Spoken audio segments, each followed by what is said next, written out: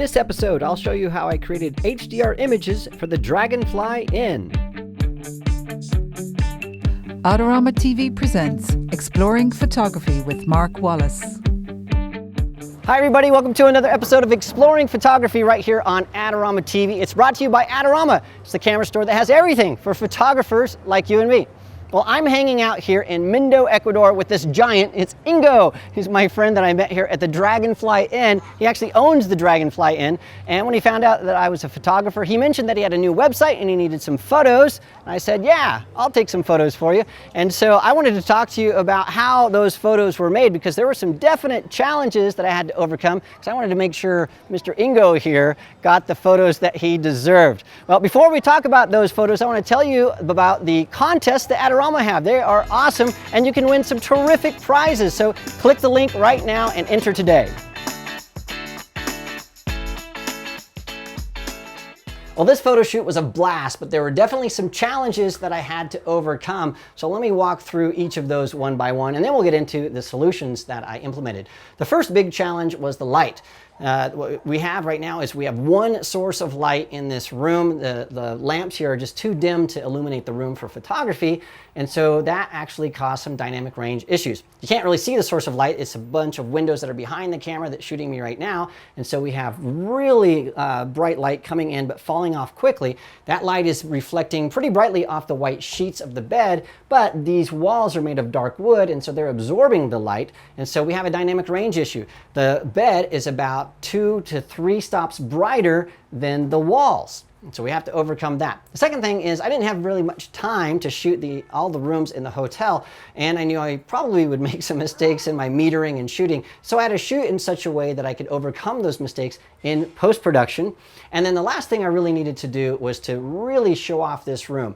Now I needed to do that to show all of the different features, and so I had to make sure I chose the right lens to make sure that people, when they saw the room online, saw how awesome it really was. So let's talk about the solutions that I implemented. Now, normally what I would do in a situation like this with light that's sort of difficult to work with is I'd bring in all my artificial light, my Profoto heads, and I would light this entire room artificially.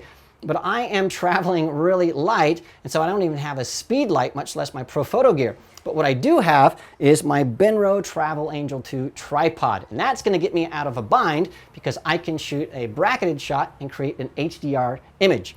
And so what I did is I set my tripod up in the corner of the room, and then I wanted to make sure I got a point of view that allowed me to shoot as much of the room as possible. So I'm raising my camera all the way as tall as this tripod will go. So this is about 5.5 feet. And then I chose a wide angle lens. This is a 16 to 35 millimeter f2.8 lens. And when I look through the lens, I can see pretty much wall to wall. So this wall all the way to this wall, it shows me the bed, all the windows behind. And so that is awesome. Now what I wanted to do is make sure that people could see the entire room in focus. And so I'm shooting at f11 in aperture priority mode. Now I don't need to shoot at f22 or some really small aperture like that to get everything in focus, because this is a really wide angle lens, and so I can fudge and shoot around f11.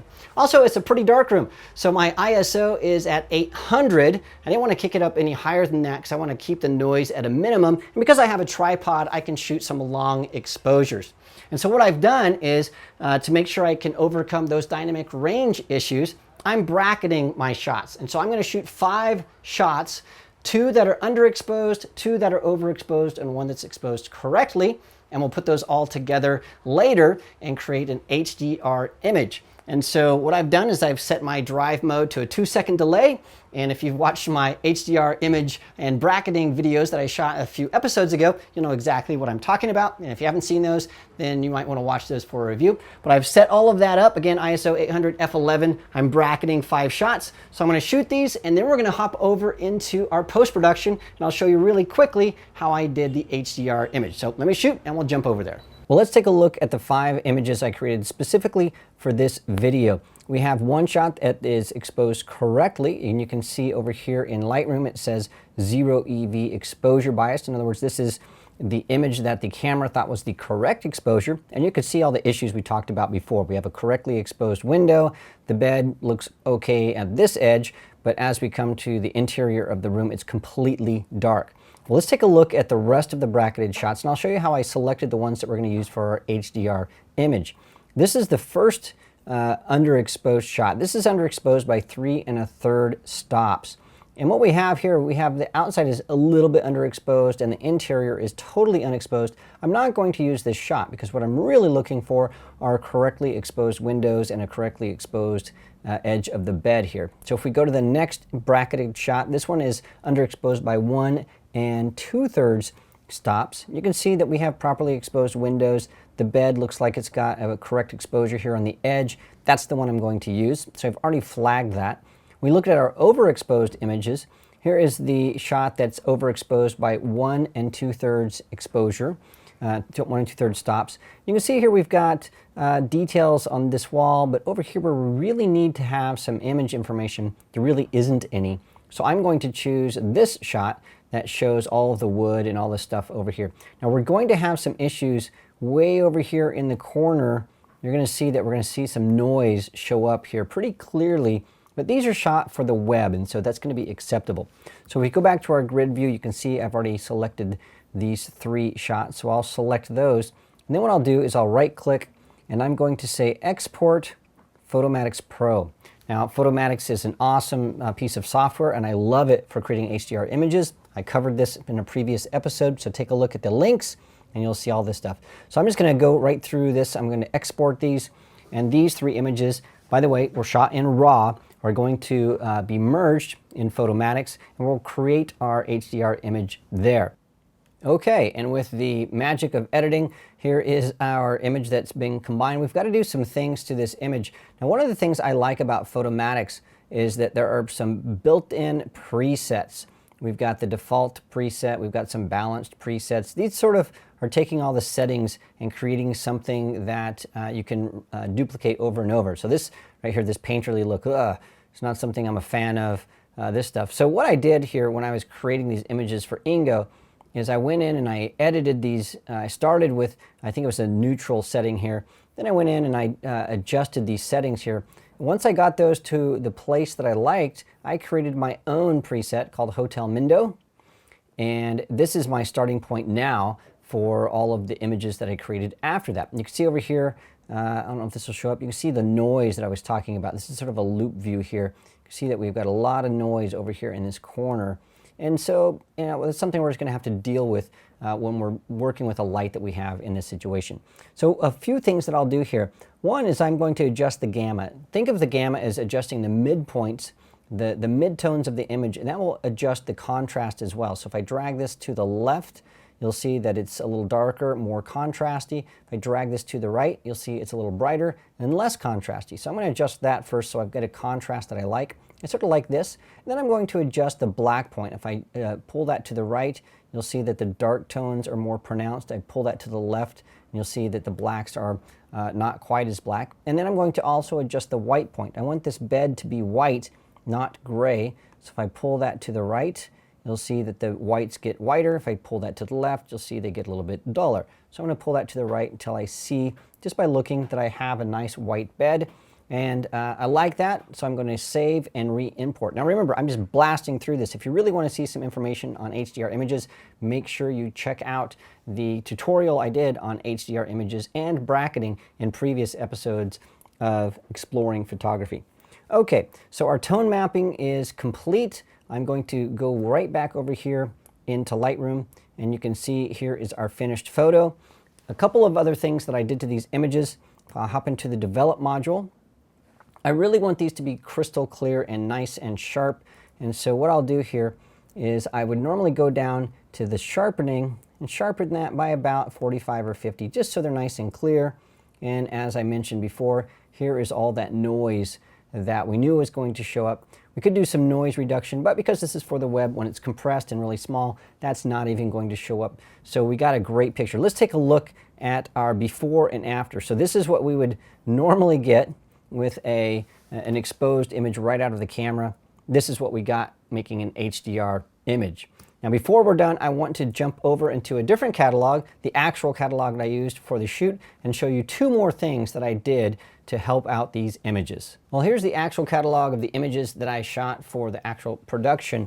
I want to show you a couple of things. The first is what the wide angle lens does for the image. If we take a look at this shot right here, this looks like a pretty large room, but in reality, the room is not so big. If you take a look at this bed, you can see it's pretty close to the wall. It takes up most of the room, but because of the distortion of that 16mm lens, it makes this room look spacious. If we go back here, you can see that all of these rooms sort of have that distortion to them where they look much larger than they actually are. It's one of those tricks of architectural photography. If you want to make your rooms look spacious, use a wider angle lens. Well, there are a couple other things I want to show you here. The first is a compositional trick. So if I take a look at two different shots, here is one shot of a room, and here is another shot. This is the exact same room, but look at the difference that a choice of lens placement makes.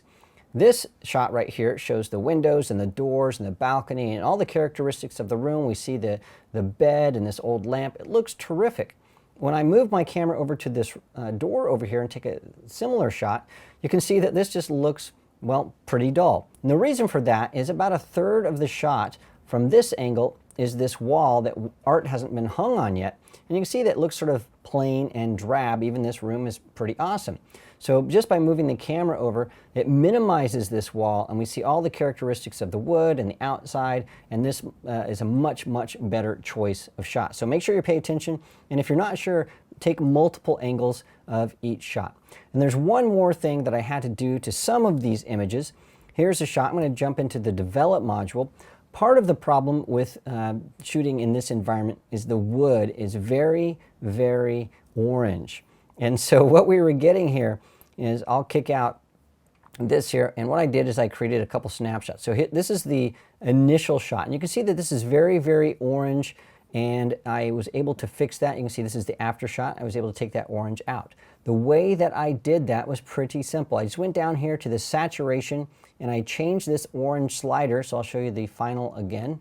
And you can see that this orange slider is down by about -23. That just fixes all of that orange color cast that the wood creates. Now you're asking, why wouldn't I just fix this as a color temperature fix? Well, the problem is that color cast wasn't showing up on my white target here. And so the really easy quick fix was just to slide this orange slider down, and that fixed all of that. Well, that's how I created the picture for Ingo the giant and his giant dogs here in Mindo, Ecuador. Thank you so much for joining me for this episode. Don't forget to subscribe to Adorama TV so you don't miss a single episode, and also check out the Adorama Learning Center where you see some of the stuff that I already talked about, specifically bracketing and creating HDR images. Well, thanks again for joining me, and I'll see you again next time. And thanks, Ingo. You're welcome. Thank you.